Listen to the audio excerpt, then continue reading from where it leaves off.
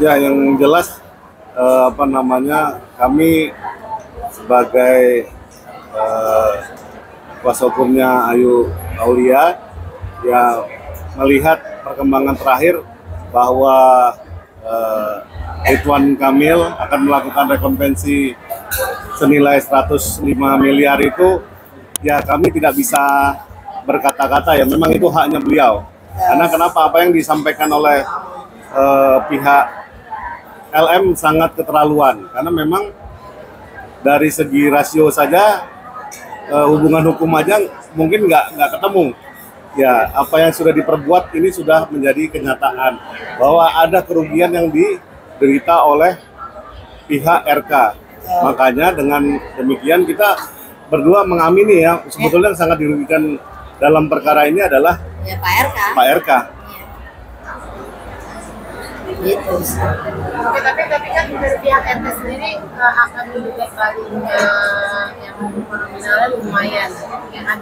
Mungkin Kayu, Lumayan, iya. banyak itu. Ya, gimana mungkin Kayu menanggapinya RT yang akan berbaik sendiri? Ya coba mending kemarin usah nggak usah bariatriks deh, dagingnya dikiloin gitu, siapa tahu usah semuanya gitu ya kan. Semua kan ada yang namanya sebab akibatnya. Jadi apa yang diperbuat pasti kan ada respon dari seseorang yang dia telah mencemarkan nama baiknya. Dalam kosakata seperti itu kejadiannya. Jadi di sini aku bilang bahwasannya ya itu wajar-wajar aja. Semua orang kan warga Indonesia itu berhak untuk menuntut apapun kerugian material dan imaterial. Tapi apakah itu masuk di akal atau tidak, itu aja sih. Benar nggak sih, Bang? Yang jelas dari akal sehat, kemudian dari hubungan hukumnya, itulah yang sebetulnya akan menyampaikan mereka terhadap apa yang diinginkan oleh para pihak. Nah, tapi dari Ayu sendiri sudah bilang dari awal bahwa sebetulnya apa yang diinginkan oleh pihak LM ini terlalu mustahil. Nah, lebih baik harusnya ngomong baik-baik dan tidak terlalu ribut lah ya. Membuat gaduh sehingga merugikan pihak RK lebih jauh. Betul, setuju. Tapi mungkin ini kan LM makin ya dibilang sampai bilang jargon apa tuh? Yang kemarin Anino simpanan yes. Aduh, Gitu. ikutan. Oh, itu jargonnya LM ya. Kalau aku jargonnya Anino entrepreneur yes. Itu aja. menurutnya gimana sih? Ya makin jadi nggak apa-apa. Mungkin dia pengen jadi artis ya. Nah, kalau saya sudah ada di sana dari zaman dulu ya. Jadi sekarang mau bisnis aja. Kadar 105 miliar itu udah pas nggak sih menurut kakak? Kita kan nggak tahu kerugiannya berapa beneran gitu. Apakah beneran segitu? Apakah bukan, kan nggak tahu. Jadi aku nggak bisa ngomong dari pihak aku pas atau tidak. Tapi kalau dari menurut aku dari awal masuknya LM di PN Bandung itu dengan dia minta 16 miliar dan lain-lain, menurut aku itu juga tidak masuk di akal aku. Karena apa? Tes DNA saja belum sudah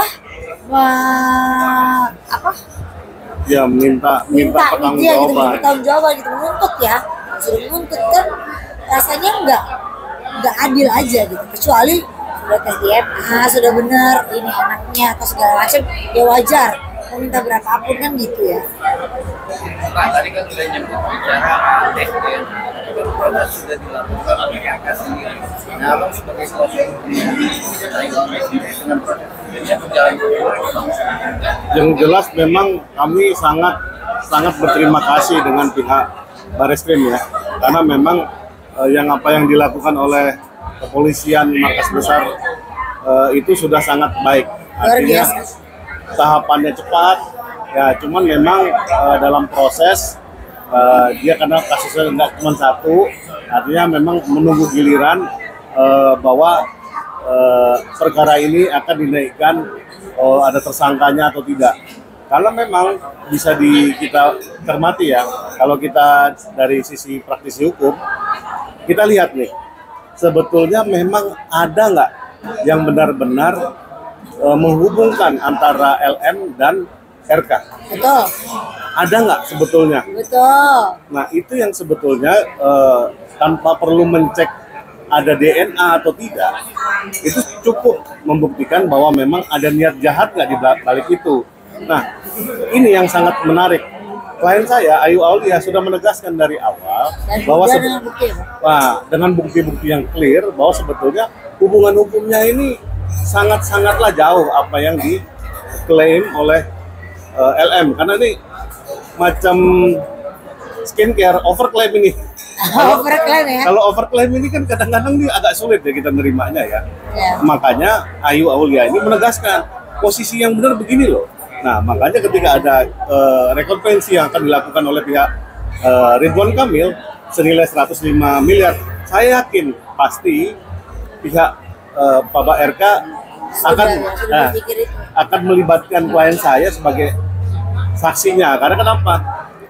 Dia, klien saya yang benar-benar melihat, Mendengar. dan merasakan langsung kejadiannya waktu memang ada yang dianggap ada hubungan itu. Tapi kan dari pihak awalnya kan dari pihak LM sendiri menggugat RK sendiri, dan akhirnya RK juga menggugat balik ya dengan angka yang dianggap fantastis.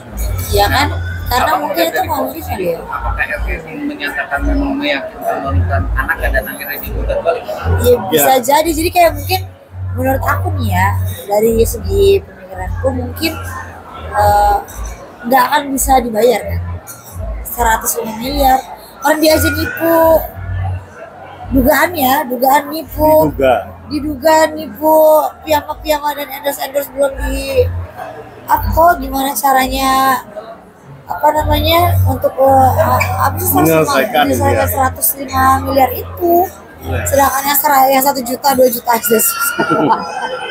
Ya, tapi menurut saya memang itu saya